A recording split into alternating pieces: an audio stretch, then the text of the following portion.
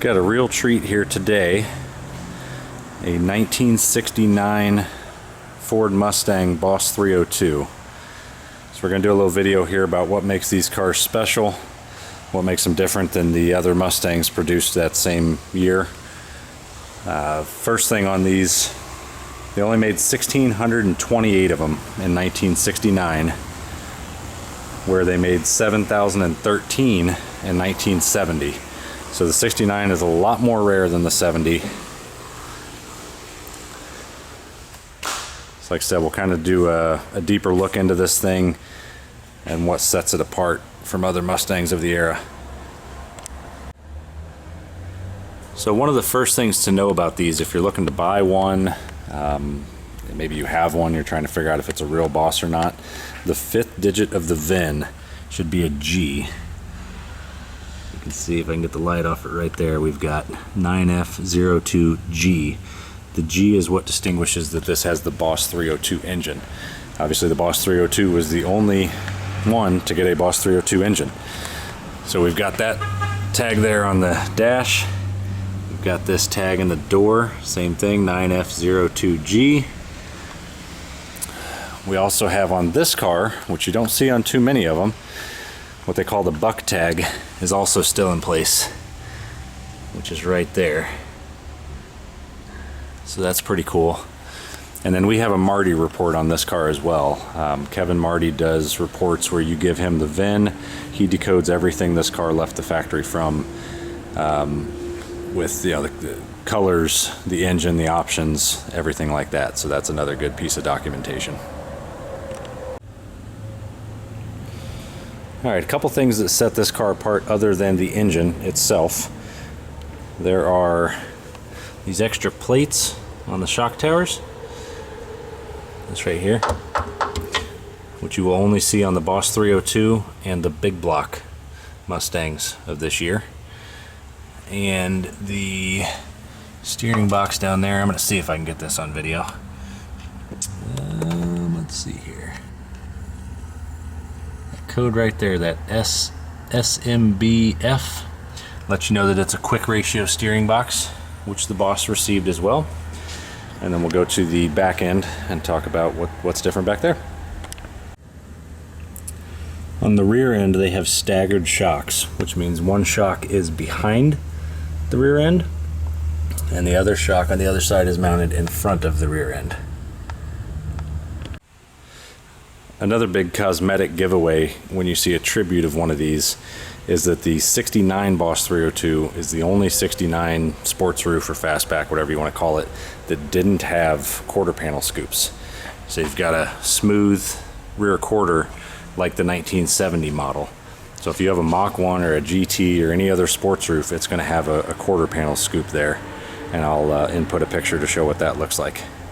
Most of the time when people clone these, they don't swap over the quarter panels. So again, at a glance, if you see something with BOSS 302 striping and everything like that on it, but it has the quarter panel scoop, really good chance it's a tribute.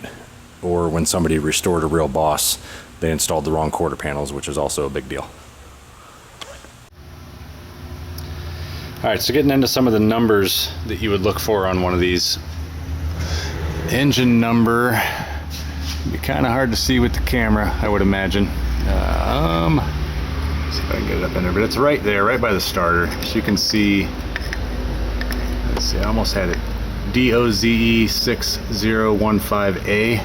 That is the correct engine number for a 69 BOSS 302 engine. There's also a number up on the back, again, almost impossible to see, that has the sequence number that would let you know that this engine goes with this car.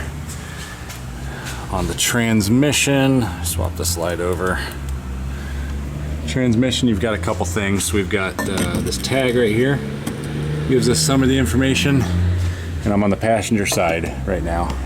You can also see up there at the top all those numbers right there that are cast into it. So those give you a date code and everything, 1969, they give you a part number, all that stuff. So we can tell this transmission went with this car. And then the rear end, it should be a Ford 9-inch, which it is. I've done a video on the how to tell the difference between a Ford 8-inch and a Ford 9-inch before, so if you're not sure, look that up. And then there's a tag here that has the part number. It says 350 for the gear ratio, the 9, which tells you it's a 69. So a lot of good information on there.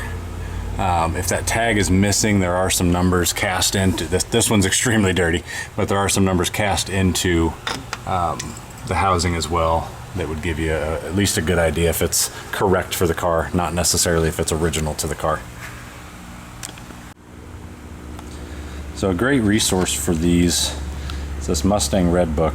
Breaks down a lot of the codes and stuff like that. So you can see how many were made there. 1628 tells you the engine code, fifth digit of the VIN, and it tells you what that comes back to.